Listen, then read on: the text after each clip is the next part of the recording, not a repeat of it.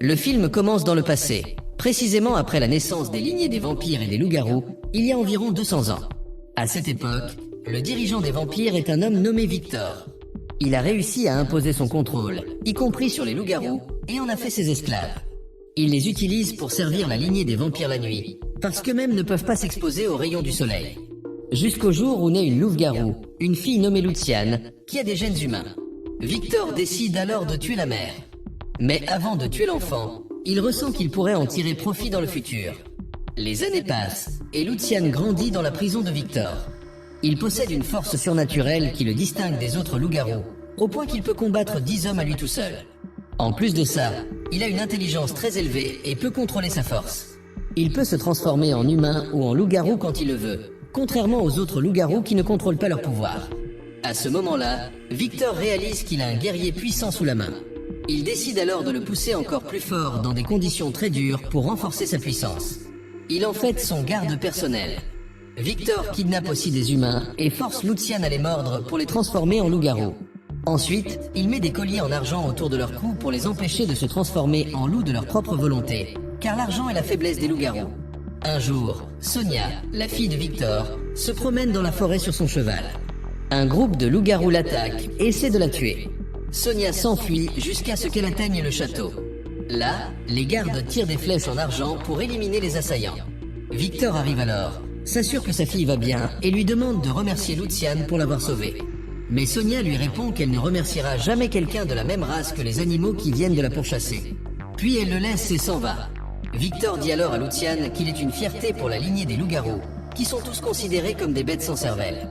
Il lui ordonne de brûler le corps du loup mort sur le sol. Ensuite, Victor s'en va et demande à sa fille de faire très attention avec les loups-garous, car ce sont eux qui contrôlent entièrement la garde du château. Surtout que Sonia sera celle qui dirigera les vampires après son père. Pendant ce temps, Luciane est seule et réfléchit au destin des loups-garous, toujours soumis à la violence et à la haine. À ce moment-là, il entend un vampire fouetter les gardes pendant leur travail. En tant que garde personnel de Victor, il l'en empêche. Il y a alors une réunion entre les juges des vampires. L'un d'eux, nommé Coleman, dit qu'ils subissent des attaques constantes de la part des loups-garous dans la forêt. Ça représente un grand danger pour le château, surtout avec la manière cruelle dont ils traitent les gardes. Victor lui répond qu'ils peuvent contrôler la situation et que personne ne pourra se rebeller contre eux grâce au collier en argent autour du cou des gardes. Coleman lui dit alors qu'il a ordonné l'enlèvement d'un groupe d'humains pour les transformer en loups-garous et les ajouter à leur armée. Victor remarque que sa fille Sonia n'a pas assisté à la réunion. Il demande à son assistant Tani d'aller la chercher. Pendant ce temps, Luciane fait son travail dans le château. Il descend dans un passage secret sous terre pour retrouver Sonia. On découvre alors qu'il est en relation avec elle et qu'ils vivent une histoire d'amour. Luciane lui dit qu'il a trouvé un moyen de s'échapper du château.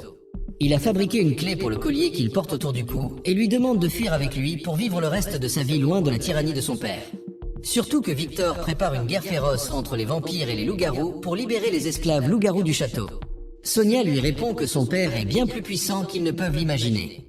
Elle lui demande de lui promettre de ne jamais utiliser cette clé, ni même de penser à affronter son père. Luciane est troublé par ces paroles, mais il reste déterminé. À ce moment-là, Tani va dans la chambre de Sonia, mais il ne la trouve pas. Il continue à la chercher dans le château jusqu'à ce qu'il la voie avec Luciane. Il découvre alors qu'ils s'aiment, mais il s'en va sans rien dire à son père. Le lendemain, Luciane se prépare à mordre des humains enlevés lors d'une attaque de loup, au moment où les portes du château s'ouvrent. Tani vient le voir et lui dit qu'il est au courant de sa relation avec Sonia. Il lui demande d'être très prudent. Luciane est surpris qu'il n'ait rien dit à Victor. Sonia va accueillir un chariot d'humains enlevés. À ce moment-là, Luciane entend au loin le bruit d'une attaque de loup. Il sort rapidement du château sans attendre l'ordre du roi. Quand il arrive près de Sonia, il voit que les loups l'ont attaqué et essaie d'empêcher le chariot d'entrer. Luciane enlève le collier autour de son cou avec la clé qu'il a fabriquée, se transforme en loup et ordonne à la meute de partir. Ils obéissent, mais soudain Victor arrive et tire sur lui des flèches en argent pour le ramener à sa forme humaine. Il le frappe violemment parce qu'il est sorti du château sans permission et a retiré le collier qu'il lui avait ordonné de garder. Sonia tente de le défendre en disant qu'il a fait ça pour lui sauver la vie, mais Victor ignore ses paroles et emprisonne Luciane. À ce moment-là, Tani voit la clé du collier tomber par terre et décide de la garder. En prison, Victor accuse Luciane de trahison et ordonne à ses hommes de lui donner 30 coups de fouet. Sonia regarde Luciane se faire torturer et pleure parce qu'elle ne peut pas l'aider. Coleman va voir le roi et le met en garde contre ce qu'il fait. Surtout que Lucian a une autorité sur les loups-garous et pourrait les pousser à se rebeller. Victor lui répond qu'il doit le punir pour qu'il se sente faible devant le roi et reste sous ses ordres pour le reste de sa vie. En prison, Lucian est enfermé avec des esclaves humains. L'un d'eux, nommé Raz, lui dit qu'il a peur de lui parce qu'il est un loup-garou. Lucian le rassure en disant de ne pas s'inquiéter, car il est un pont entre les humains et les loups et qu'il a un esprit et peut contrôler sa force. Peu après, Sonia se faufile jusqu'à la cellule de Lucian pour s'assurer qu'il va bien. Il lui dit d'aller demander de l'aide à Tani, car c'est le seul à connaître leur relation sans l'avoir révélée à son père. Il doit sûrement vouloir quelque chose en échange de son silence. Sonia écoute ses conseils. Pendant ce temps, Victor est en réunion avec un groupe d'humains dans le château. On apprend qu'il lui livre beaucoup d'argent pour les protéger des attaques des loups et arrêter les enlèvements d'humains. Victor s'énerve contre eux et leur dit qu'il est le roi, que la décision lui appartient et qu'il régnera bientôt sur le monde entier. Sonia profite de l'occupation de son père pour aller voir Tani. Elle lui demande pourquoi il n'a rien dit à Victor sur sa relation avec Lucian. Tani lui répond qu'il veut prendre sa place au conseil des juges vampires et qu'il attend le bon moment pour négocier avec elle. Sonia accepte sa demande à condition qu'il l'aide à faire évader Lucian de prison.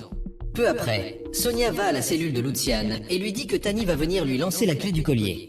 Elle prévoit de s'enfuir du château et de vivre le reste de sa vie avec lui. Peu après, Tani arrive à la cellule et jette la clé à Lucian, la même qui était tombée quand il avait empêché les loups d'attaquer le château. À ce moment-là, des vampires arrivent et sortent les humains de prison pour qu'ils soient mordus par les loups et transformés en loups-garous. Un garde entre dans la cellule de Lucian et voit que son collier est par terre. Soudain, Lucian, transformé en loup-garou, l'attaque et le tue. Ensuite, il hurle très fort pour appeler les prisonniers et les esclaves à se préparer à se rebeller contre Victor. Les gardes essaient de les arrêter, mais Lucian parvient à s'échapper à la dernière seconde. Il atteint les gardes à la porte au moment du lever du soleil. Il saute sur eux depuis un endroit élevé, et il brûle au soleil, se transformant en cendres. Victor va pour l'arrêter, mais il voit que le soleil entre à nouveau dans le château. Un grand groupe d'esclaves, dont Raz, réussit à s'échapper de la prison. À ce moment-là, Victor soupçonne Tani d'avoir aidé Lucian à s'enfuir, car il était le seul à avoir la clé. Tani lui montre la clé pour dissiper les soupçons. De l'autre côté, Lucian parle aux gens qui se sont échappés et leur dit qu'ils doivent s'unir et combattre Victor pour libérer les autres esclaves encore dans le château. Ils acceptent tous, et Lucian devient le chef de l'armée. La nuit venue, Lucian va voir les loups-garous sauvages. Il parvient à communiquer avec eux et les ajoute à son armée. À ce moment-là, Victor soupçonne Sonia, car les gardes l'ont vu rencontrer Lucian avant son évasion. Elle panique et lui dit qu'elle n'a rien à voir avec sa fuite. Victor la mord, boit son sang et découvre tout à travers ses souvenirs. Il est choqué de confirmer qu'elle est en relation avec Lucian. Il décide de l'enfermer dans sa chambre jusqu'à ce qu'il reprenne le contrôle de la situation, puis de la jeter en prison. Pendant ce temps, Lucian attend que Sonia le rejoigne, mais ils apprennent que Victor a découvert la vérité sur leur relation. Malheureusement, il a décidé de la tuer. Sonia lui demande d'aller la sauver immédiatement. On découvre alors que c'est un piège de Victor pour faire revenir Lucian au château et le capturer. Lucian s'énerve et décide de retourner au château, mais il y va seul, car il a peur que ses compagnons soient renvoyés en prison. Il confie temporairement le commandement de l'armée à Raz jusqu'à son retour et lui dit d'attendre son signal pour attaquer. Ensuite, Lucian se dirige secrètement vers le château. Il réussit à atteindre la chambre de Sonia et s'enfuit avec elle. Malheureusement, les gardes entendent leur voix. Quand un garde entre dans la chambre de Sonia et ne la trouve pas, il informe Victor immédiatement. Victor se dirige vers les tunnels, sachant qu'ils vont essayer de s'échapper par là. Il y a versé de l'essence et attend qu'ils y entrent. Il allume le feu dans le tunnel pour les tuer et ordonne à ses soldats de bloquer toutes les sorties. Sonia est terrifiée par ce qui se passe et a peur de mourir, mais Lucian l'encourage. Ils parviennent à briser la porte bloquée du tunnel. Ils entrent dans un combat intense avec les gardes, mais réussissent à les vaincre. À ce moment-là, Victor arrive, frappe Sonia violemment et les gardes restant capturent Lucian. Sonia sort son épée et se défend. Avant de l'achever, elle lui demande de la laisser vivre en paix, car elle est enceinte de Lucian. Son enfant aura les gènes des vampires et des loups-garous, ce qui sera la première étape vers l'union des deux lignées et mettra fin aux guerres entre eux. Victor est bouleversé par ce qu'il entend et la jette en prison. Lucian se réveille et se retrouve dans une cellule face à Sonia. Elle lui dit qu'elle l'avait averti de ne pas faire la guerre à son père, mais qu'il n'a pas écouté. Il lui répond qu'il la protégera, même si ça lui coûte la vie. Soudain, les gardes la prennent et tirent des flèches en argent sur Lucian. Ensuite, Victor ordonne l'exécution de Sonia pour l'avoir trompée et avoir tenté de faire une trêve entre les loups-garous et les vampires. Ils amènent Luciane devant elle pour qu'il voit comment elle est exécutée. Victor l'attache avec des chaînes en fer aux mains. Avant de mourir, elle demande à Luciane, s'il survit, d'essayer de réaliser la paix entre les vampires et les loups-garous. Soudain, le toit s'ouvre, laissant entrer la lumière du soleil sur elle. Elle perd la vie en quelques secondes, et Luciane hurle de douleur en la perdant. La nuit venue, Victor va voir le corps brûlé de Sonia. Une étrange chaîne tombe de son cou. À ce moment-là, le toit est encore ouvert, et la pleine lune apparaît. Luciane parvient à se transformer en loup avec toute sa force, brise ses chaînes et s'échappe. Il hurle fort et donne le signal à l'armée d'attaquer. Victor entend le bruit de l'attaque au loin, se prépare et rassemble les vampires pour combattre. Pendant ce temps, Luciane est blessée. Son ami Raz vient à lui, enlève les flèches en argent de son corps et libère tous les loups-garous des prisons. Une bataille très intense éclate entre eux et dure longtemps. Luciane va dans les tunnels et Victor le suit pour le tuer. Mais Luciane lui a tendu un piège et le fait bouger jusqu'à ce qu'il atteigne les rayons du soleil. Naturellement, sa force s'affaiblit énormément. Luciane le frappe avec une épée et le tue. Victor tombe mort dans l'eau. Ensuite, Luciane sort rejoindre son armée, qui attend après avoir vaincu les vampires. Il demande à Raz si la guerre entre eux est finie. Luciane lui dit qu'en réalité, elle ne fait que commencer, pas plus, en vengeance pour la mort de sa bien-aimée Sonia. Quelque temps passe, et on voit un bateau sur l'océan avec Victor à bord. On découvre qu'il est toujours en vie, mais qu'il a perdu une grande partie de sa puissance. Pour cette raison, il décide d'entrer dans un état de stase jusqu'à ce qu'il puisse se rétablir pour revenir et se venger de Luciane, et le film se termine. Le film commence avec une vampire nommée Selene. On la voit raconter une histoire sur les débuts de l'histoire des vampires et leur guerre avec les loups-garous à travers les siècles passés. Elle dit qu'elle a éliminé les rois des vampires et qu'elle a aussi bu le sang d'Alexander, le noble, ce qui l'a rendue insensible aux rayons du soleil. Elle a décidé de s'allier avec son amour Michael, l'hybride entre vampire et loup-garou, pour qu'ils puissent vivre leur vie en sécurité loin des guerres. Mais malheureusement, la police a découvert l'existence de créatures étranges comme les loups-garous et les vampires. Ils ont décidé de s'en débarrasser par un génocide de masse. Par exemple, les vampires étaient attaqués avec du feu et exposés au soleil, tandis que les loups-garous étaient tués avec des balles en argent.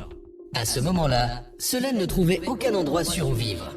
Elle a décidé avec Michael de se retirer dans un lieu éloigné jusqu'à ce que les choses se calment un peu. Elle attendait Michael dans un bâtiment abandonné pour le rejoindre. Mais malheureusement, la police a repéré sa position grâce à un satellite. Ils ont envoyé un groupe de soldats pour la tuer, mais Selene parvient à les repousser et à les éliminer un par un. Ensuite, elle va rejoindre Michael, qui est encerclé de tous les côtés par la police près de la mer. Selene entend le commandant militaire dire à ses soldats qu'ils le veulent vivant. Elle court vite pour le sauver, mais Michael reçoit une balle tranquillisante dans le corps et tombe dans l'eau. Selene saute après lui pour le secourir, mais la police lance une bombe à gaz qui explose dans l'eau et les fait perdre connaissance. Après un certain temps, Selene se réveille et se retrouve dans un état de congélation à l'intérieur d'une capsule dans un bâtiment de recherche scientifique. Elle remarque que la capsule commence à se briser. Selene se réveille alors, mais elle ne peut pas bouger son corps. Elle reste immobile jusqu'à ce qu'elle finisse par se lever. Elle voit des hallucinations devant ses yeux, comme si elle avait été transportée dans un autre endroit. Elle entend une voix dire que la capsule numéro 2 s'est échappée, ainsi que la capsule numéro 1. Selene ne comprend pas exactement ce qui se passe. Elle va dans une pièce où il y a des docteurs et demande à l'un d'eux où elle est et ce qu'elle fait là. Mais l'un d'eux la frappe avec un scalpel dans l'épaule. Selene n'est pas affectée et le tue. L'autre docteur s'enfuit. Selene sent qu'elle est encerclée de partout. Elle entend une voix ordonner aux soldats de la laisser s'échapper, car elle les mènera au prisonnier numéro 1 qui s'est enfui. Selene sort de l'endroit, saute et atterrit sur un camion de transport appartenant au laboratoire. Le chauffeur réalise qu'il y a un vampire à bord et conduit à toute vitesse. Puis il freine brutalement et Selene tombe du toit. Le chauffeur descend avec un pistolet pour la tuer, mais Selene lui prend l'arme à la dernière seconde et boit son sang. Elle se promène dans la ville et change de vêtements, mais elle est choquée quand elle voit un magasin qui vend des canines de vampires authentiques comme de simples marchandises. Elle marche un peu dans la rue et remarque que l'apparence de la ville a complètement changé et que ses habitants sont devenus très rares. Elle voit un agent de sécurité et lui demande ce qui se passe exactement. L'agent de sécurité la traite comme une humaine et lui dit que la plupart des habitants ont abandonné la ville parce qu'ils avaient très peur des monstres qui sont apparus, surtout après la dernière campagne de purification des vampires il y a 12 ans. Selene est bouleversée par ce qu'elle entend, car cela signifie qu'elle a été emprisonnée pendant 12 ans. Elle voit l'agent de sécurité parler dans son talkie-walkie et apprend que le prisonnier numéro 1 a attaqué un citoyen dans la rue et l'a tué. Elle comprend que ce prisonnier doit être Michael. Une vision apparaît devant ses yeux d'une personne morte avec un corps déformé. Elle se souvient qu'ils lui ont injecté un sérum qui lui fait voir des choses irréelles. Ensuite, on voit deux policiers nommés John et Steve enquêter sur la cause de la mort de la personne devant eux. Ils découvrent que son corps est complètement déformé et qu'un animal sauvage l'a attaqué. Rien n'a été volé sur lui. Ils concluent que cela doit être lié au laboratoire de recherche dans la même zone. Ils décident d'aller enquêter auprès des responsables là-bas. Steve fait un appel et voit Solène qui l'observe de loin. Il sait qu'elle est une vampire, mais il la laisse partir.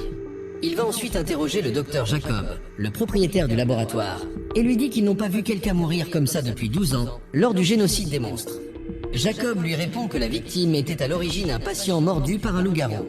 Ils essayaient de le soigner avec un sérum antidote, mais l'expérience a échoué. Le patient a complètement perdu le contrôle, s'est tué lui-même et ils ont essayé de le sauver par tous les moyens, mais ils ont échoué. Ils apprennent que cette victime lui rappelait sa fille, morte après avoir été mordue par un loup-garou qu'il n'a pas pu sauver. Steve retourne ensuite à la voiture de John, et il semble qu'il ne croit pas les paroles du docteur Jacob, surtout que les caméras de surveillance ont capturé la personne sautant par la fenêtre, ce qui pourrait indiquer qu'un vampire s'est échappé et qu'ils essaient maintenant de cacher cela. La nuit, un des docteurs rentre chez lui. Solène l'attaque et le menace de le tuer s'il ne lui dit pas où est le prisonnier numéro 1. Le docteur, terrifié, lui dit qu'il était un hybride entre loup-garou et vampire.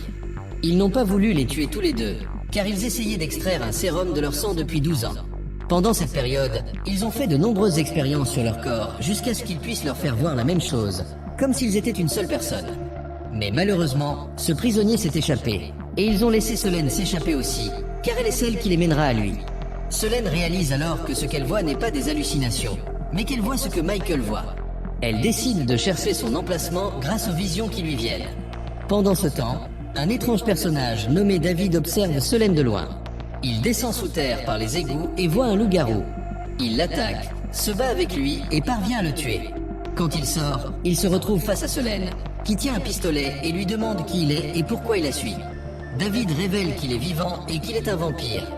Il explique qu'il essaie de l'aider, car il peut détecter les mouvements de la police. Il lui dit qu'ils veulent utiliser les vampires comme cobayes pour leur laboratoire. Soudain, il voit un loup-garou approcher au loin, mais il réalise qu'il est aveugle et ne peut pas les voir. En même temps, Solène voit ce même loup-garou, mais à travers les yeux d'une autre personne.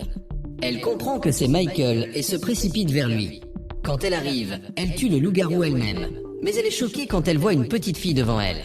Tout ce temps, elle pensait que c'était Michael. David lui dit qu'ils doivent partir vite avant que les autres loups-garous n'arrivent. Solène décide de prendre la petite fille avec elle pour la protéger. Ils montent dans la voiture, et on voit un groupe de loups-garous courir après eux. Une grande poursuite a lieu dans la rue. Solène essaie de les éviter autant qu'elle peut, jusqu'à ce que les loups-garous attaquent la voiture. L'un d'eux mord la petite fille et essaie de la tuer, mais soudain, elle atteint une transformation complète et parvient à tuer le loup-garou en quelques secondes. Elle pousse un cri très fort, ce qui les fait fuir. Solène réalise que cet enfant est un hybride comme Michael. Elle commence à lui demander son nom et ce qui lui est arrivé. La fille lui dit qu'elle s'appelle Eve, qu'elle est née dans le laboratoire où ils prélevaient son sang pour leurs expériences et traitements. Tout ce temps, elle est restée silencieuse dans l'espoir de rencontrer sa mère. Mais elle a appris que sa mère était morte. Elle a décidé de s'échapper et de se venger d'eux. Elle a aussi libéré Solène de la congélation pour qu'elle les élimine aussi. On découvre qu'Eve soupçonne que Solène pourrait être sa mère, car elle voit exactement avec ses yeux. Mais Solène ne peut pas croire ses paroles. David les emmène alors au quartier général souterrain des vampires, car Eve est blessée depuis l'attaque des loups-garous. Une doctoresse la soigne et lui fait boire de son sang. Solène remarque qu'Eve a les mêmes yeux que Michael, ce qui la fait douter davantage qu'elle pourrait être sa fille. Peu après, Thomas, le chef des vampires, arrive. En voyant Solène, il la reconnaît immédiatement et veut la chasser du quartier général, car elle a tué les rois des vampires et épousé un loup-garou, ce qui va contre leur loi. Mais Solène le supplie de soigner la fille, promettant de partir ensuite. Thomas accepte à condition qu'elle ne revienne jamais, quoi qu'il arrive. Peu après, David parle à Solène et lui dit qu'il va essayer de convaincre son père Thomas de la laisser rester ici pour les entraîner à se défendre contre les humains. Autrefois, ils étaient les créatures les plus puissantes sur Terre, mais maintenant ils sont des fugitifs, ce qui est une grande insulte à leur glorieuse histoire. Soudain, Thomas entre et demande à Solène de partir, car la fille a été soignée. Il lui dit que leur présence ici représente un grand danger, surtout qu'Eve s'est échappée du laboratoire et qu'ils viendront certainement la chercher, ce qui révélera leur emplacement. Selene accepte ses paroles. Elle va voir Eve et lui dit qu'elle a rêvé d'elle et a pu reconnaître son apparence ainsi que celle de son père, bien qu'elle ne les ait jamais rencontrés auparavant. Elle est bouleversée par ce qu'elle entend et s'excuse auprès d'Eve de ne pas avoir pu la protéger tout ce temps. Elle lui dit aussi qu'elle se considère comme une victime comme elle et promet de ne plus jamais l'abandonner. Elle essayera de retrouver leur père. Soudain, la police attaque le quartier général. Selene veut s'enfuir, mais elle voit que l'endroit est encerclé. Elle décide de défendre le reste du clan. Elle aide David et les autres à éliminer les soldats un par un.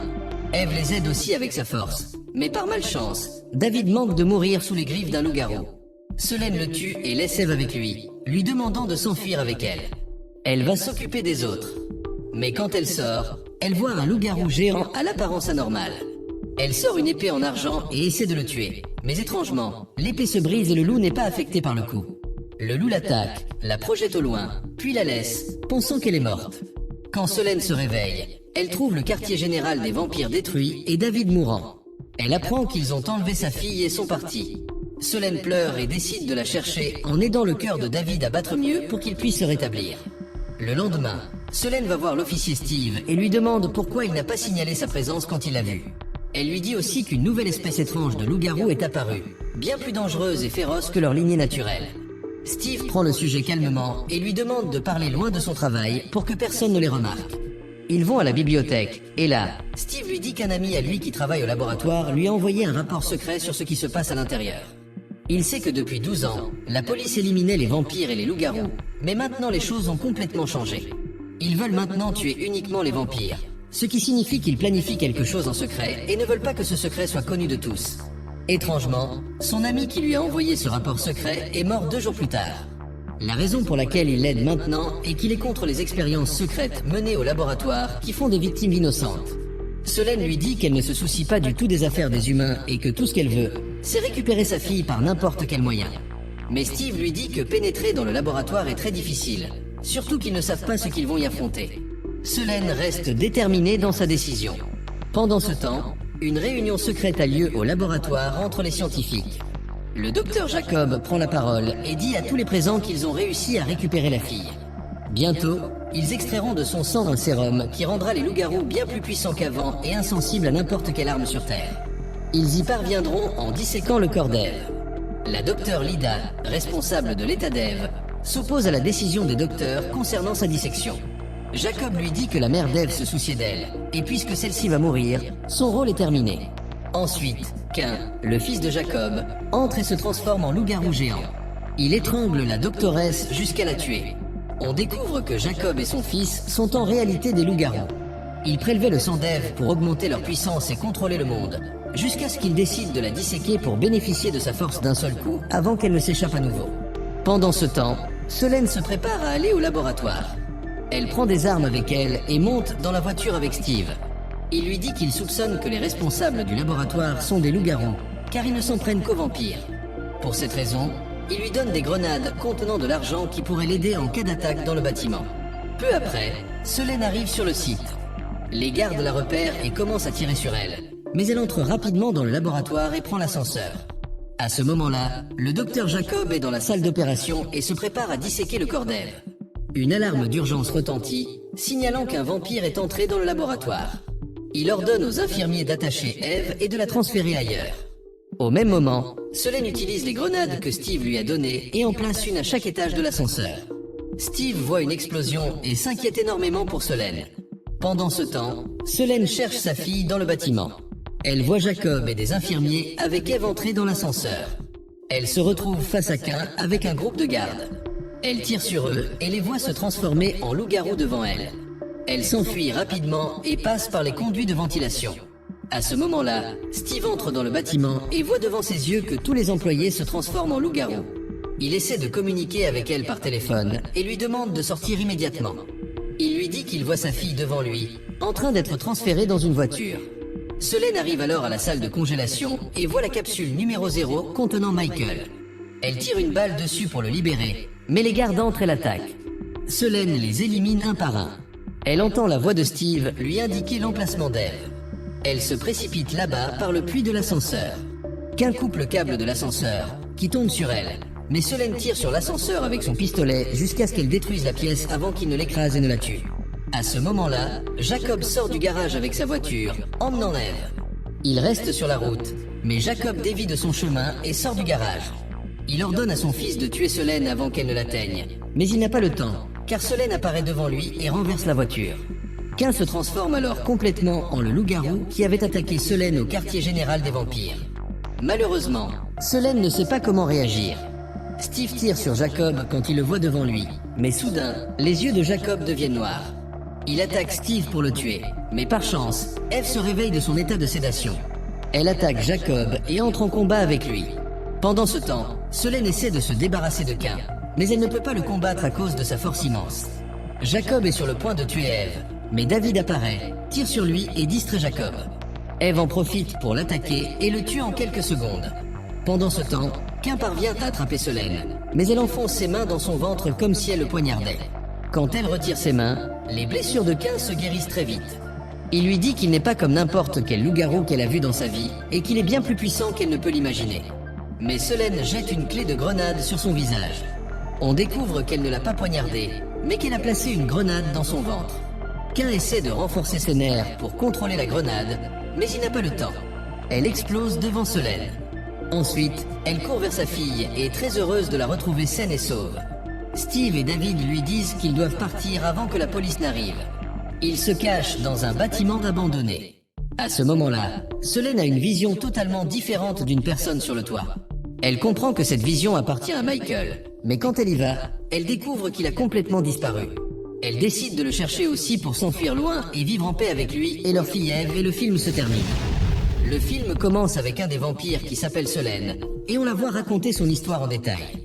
Elle dit qu'elle a réussi à gagner une position élevée en tant que guerrière et qu'elle a aussi éliminé Marcus et Victor, les plus grands chefs des vampires, et que sa force n'a cessé d'augmenter avec le temps.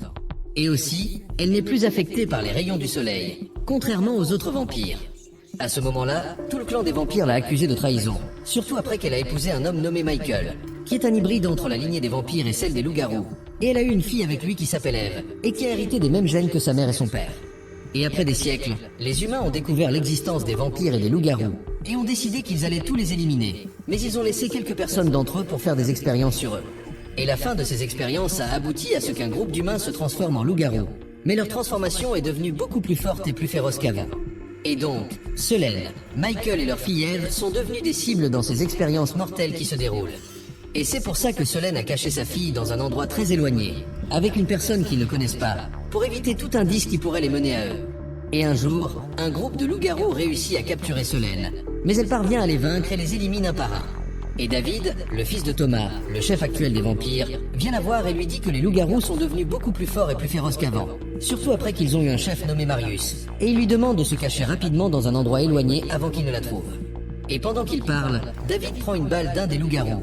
Alors elle dit que Marius ne pourra pas la capturer, ni sa fille, et ensuite elle le frappe avec une balle et le laisse, et elle s'en va. À ce moment-là, Thomas organise une réunion avec les grands vampires, dont une femme nommée Semira. Alors, Thomas lui demande quel est son plan défensif pour la guerre qui va avoir lieu avec l'armée des loups-garous. Semira lui dit que malheureusement, ses soldats sont très faibles et qu'ils ont besoin que Solène les entraîne pour renforcer leur force. Mais Thomas rejette ses paroles, considérant que Solène est une traîtresse. Mais Semira réussit à le convaincre de son idée, surtout quand il découvre le danger qui attend les vampires. On va ensuite voir Marius, le chef des loups-garous, et on le voit en train de mettre au point un plan pour attaquer l'armée des vampires. Et on apprend qu'il commence la guerre, précisément en plein jour, parce que le point faible des vampires, c'est le soleil, et son objectif est d'éliminer tous les vampires sauf Solène et sa fille, car il veut boire leur sang et prendre leur puissance surnaturelle. Surtout que Solène a bu le sang d'Alexandre le Noble, et c'est ce qui a fait qu'elle n'est plus affectée par les rayons du soleil. Quant à sa fille, elle est un hybride entre les vampires et les loups-garous, et donc ça leur donnera une puissance surnaturelle, et aucun être ne pourra les vaincre. On va ensuite voir Solène, qui soigne David de la balle qu'il a dans la jambe, et elle découvre que cette balle est en fait un dispositif de suivi, en plus d'être faite de rayons ultraviolets.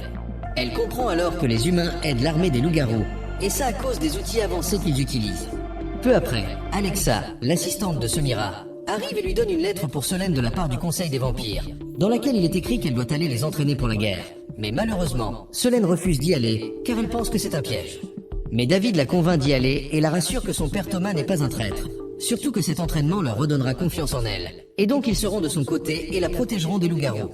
Et en effet, Selène se laisse convaincre par ses paroles et décide d'y aller. Et quand elle arrive, le conseil des vampires l'accueille en personne, et ils sont très gentils avec elle, contrairement à ce qu'elle attendait. À ce moment-là, Semira parle avec elle et lui présente son mari Adrian, et lui dit qu'il sera le superviseur des soldats qu'elle va entraîner. On dirait qu'Adrian déteste beaucoup Selène, parce que le conseil des vampires la respecte énormément malgré sa trahison d'autrefois. La nuit, Adrian parle avec Semira et lui dit qu'il est plus fort que Selène et qu'ils n'ont pas besoin de sa force maintenant pour être avec eux. Mais Semira lui demande de suivre ses ordres et rien d'autre, car ce n'est pas le moment de prendre des risques ou de jouer. On va ensuite voir Marius, et on le voit surveiller les mouvements de Selène à travers des caméras de surveillance. Et il découvre qu'elle est allée chez le groupe des vampires, et ça le rend très inquiet. Alors, Marius préfère le sang, et on dirait que sa force augmente. Selène va ensuite rencontrer les soldats qu'elle va entraîner, et elle leur fait un discours motivant pour les encourager de plus en plus. Et pendant tout ce temps, Marius la surveille à travers les caméras qu'il a placées dans le palais des vampires, et il décide d'avancer la date de l'attaque contre eux, et ça pour kidnapper Selène et découvrir où est sa fille. Au même moment, Adrian interrompt le discours de Selène et lui dit qu'elle doit d'abord se battre contre lui et le vaincre pour qu'il soit sûr si elle mérite vraiment d'être l'entraîneuse ou pas. Et bien sûr, Selène accepte avec toute confiance, et le combat commence entre eux. Selène est beaucoup plus forte que lui et le fait tomber par terre, et ensuite elle lui assène des coups puissants et rapides, mais Adrian sort un couteau et la blesse à la main. Alors, Selène tombe par terre, et on dirait que ce couteau contenait un puissant narcotique qui cause une paralysie temporaire. Et Adrian va à ce moment-là parler devant les soldats et leur dit que celle-là ne peut pas être la chef des vampires, et qu'on ne peut pas faire confiance à une traîtresse, et que maintenant, il faut l'exécuter.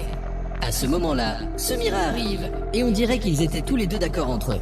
Et Adrian va ensuite éliminer tous les soldats, et ça avec un pistolet contenant des balles faites de rayons ultraviolets pour ne laisser aucune trace derrière lui. Semira parle ensuite avec Selène et lui dit « Je ne vais pas te tuer, car je veux extraire chaque goutte de sang de ton corps, et ensuite le boire, et comme ça, je profiterai de la grande puissance que tu as. » À ce moment-là, un membre du conseil des vampires arrive et dit à Adrian que c'est Selène qui a éliminé les soldats. Et malheureusement, il le croit, car pour eux, Selène est une traîtresse. Mais David ne croit pas leurs paroles, car il a une grande confiance en Selène, et il va ensuite chercher l'endroit où elle est emprisonnée. Et il découvre qu'il y a des tubes d'extraction de sang connectés à son corps, et il comprend que la traîtresse, c'est Semira. Et soudain, Adrian et Semira entrent. Alors Thomas sort pour dire à son fils de s'enfuir avec Selène, et qu'il va s'occuper d'eux. Et en effet, Thomas entre en combat avec eux, mais Semira le fait tomber et lui coupe le cou avec une épée devant son fils. Et elle dit ensuite à David qu'il ne pourra pas s'enfuir, car c'est l'heure du lever du soleil. Alors, David panique de ce qu'il voit, mais il décide de s'enfuir par n'importe quel moyen. Et on dirait qu'il saute par la fenêtre, et Semira le voit exposé aux rayons du soleil. Mais l'étrange, c'est qu'il n'est pas affecté par eux, et elle est complètement choquée par ce qu'elle voit. Et ensuite, Selène se réveille et boit le sang de David pour pouvoir récupérer sa force. Et à ce moment-là, elle voit les souvenirs de David à travers son sang. Et elle découvre que son père est mort, et elle est complètement effondrée de tristesse pour lui. Alors, David lui dit que personne ne lui fait confiance sauf elle, et que maintenant, il est tout seul. Alors, Selène lui dit que s'il reste avec elle, il survivra. Et elle lui dit aussi qu'elle ne sait même pas où est sa fille, et que toutes leurs tentatives pour capturer sa fille échoueront.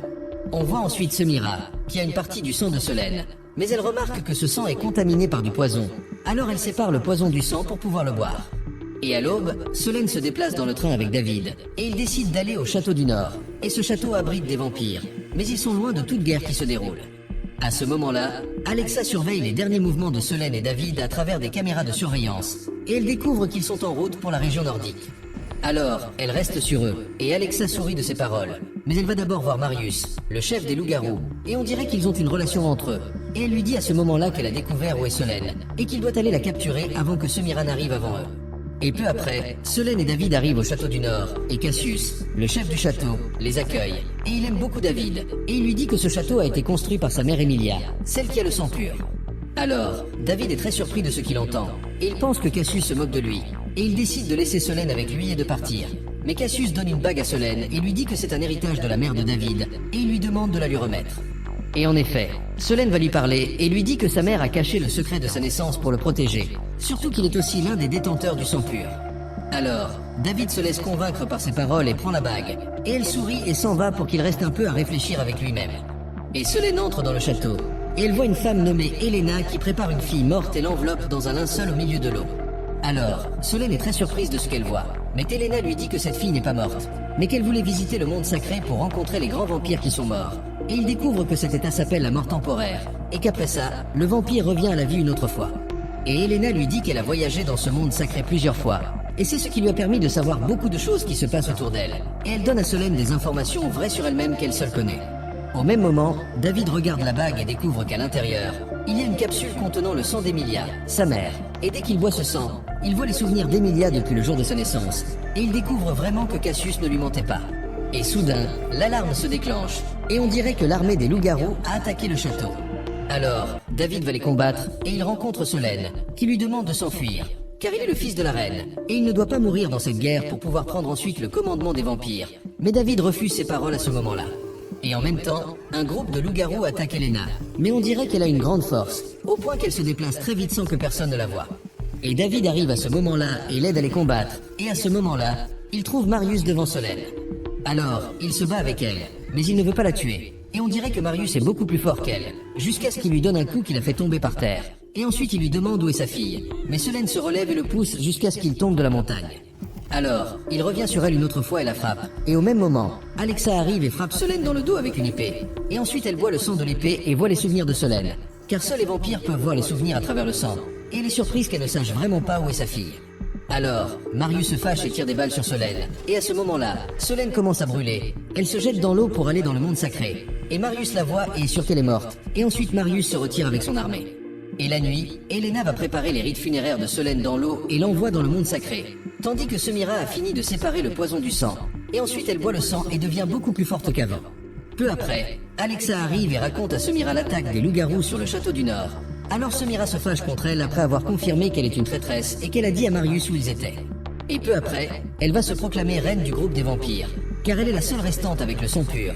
Mais soudain, à ce moment-là, David entre dans le quartier général et leur dit que les loups-garous sont en route pour les attaquer. Et à ce moment-là, il voit Semira et veut se venger d'elle. Alors elle lui dit qu'il ne pourra pas s'approcher de la reine. Alors, David se moque de ses paroles et lui dit que maintenant, il est le seul roi des vampires, car il est le fils d'Emilia, celle qui a le sang pur. Et bien sûr, les grands du conseil ne croient pas ses paroles, jusqu'à ce que David boive le sang d'Emilia qu'il a dans la bague. Et à ce moment-là, tout le monde voit les souvenirs d'Emilia et découvre que ce qu'il dit est vrai. Alors, Semira donne un ordre à Adrian pour éliminer David. Mais la surprise, c'est qu'il pointe son arme sur elle et lui dit qu'il a juré de protéger la personne qui prendra le pouvoir, peu importe qui c'est. Et soudain, à ce moment-là, un groupe de loups-garous arrive au quartier général. Et la situation des vampires devient très difficile, surtout que c'est l'heure du lever du soleil, et ils n'ont pas de force militaire pour les protéger. Alors, les loups-garous envahissent l'endroit, et une guerre puissante éclate entre eux. Et ensuite Marius entre dans l'espoir de trouver Ève, la fille de Solène, et soudain, il tire des balles sur les fenêtres et laisse le soleil entrer dans le quartier général, et ça brûle les vampires. Et soudain, Solène arrive, et David n'en croit pas ses yeux de la voir. Mais son apparence est complètement différente, et sa force a doublé, au point qu'elle se déplace rapidement sans que personne ne la voie. Et son premier objectif maintenant est d'éliminer Marius, et elle l'attire dans un endroit éloigné pour l'éloigner de tout soutien qui pourrait lui venir. Alors, David va aider Solène, mais Semira arrive et essaie de l'éliminer. Mais David la frappe et ouvre la fenêtre pour qu'elle brûle. Mais Semira n'est pas affectée par le soleil et est très impressionnée par la force qu'elle a. Et à ce moment-là, David lui plante l'épée dans le dos et l'élimine. Quant à Solène, elle se bat avec Marius et le frappe avec un couteau. Et ensuite elle boit son sang pour voir ses souvenirs. Et elle imagine qu'il a tué son mari Michael et qu'il a bu son sang hybride. Et c'est le secret de la grande puissance qu'il a. Alors, elle est complètement effondrée par ce qu'elle a découvert et espère que c'est un mensonge. Alors, Marius voit qu'elle a démasqué et lui dit qu'il a la dernière fiole du sang de Michael. Et il sort la capsule et boit devant elle. Et à cause de ça, Solène s'effondre complètement et ne peut pas combattre Marius. Jusqu'à ce qu'elle voit une vision à ce moment-là sur l'endroit où est sa fille. Et elle comprend que Michael savait où était Ève. Et donc il s'est laissé mourir pour empêcher l'armée des loups-garous de l'atteindre. Alors, Solène rassemble ses forces et parvient à se déplacer rapidement. Et elle assène des coups puissants à Marius jusqu'à ce qu'elle l'élimine. Et ensuite elle remet sa tête à David, qui sort vers le groupe des loups-garous et leur dit que leur chef est mort. Alors, les loups-garous se retirent de l'endroit. Et enfin, l'armée des vampires triomphe. Et David est officiellement nommé leur dirigeant. Quant à Solène, elle rétablit sa relation avec les vampires et décide de vivre avec eux. Et à ce moment-là, Elena va lui donner une chaîne. Et elle découvre que cette chaîne a un lien avec l'endroit où est sa fille. Et en effet, Solène se déplace vers une montagne enneigée. Et là, elle retrouve sa fille Ève après une séparation qui a duré plus de 10 ans. Et le film se termine.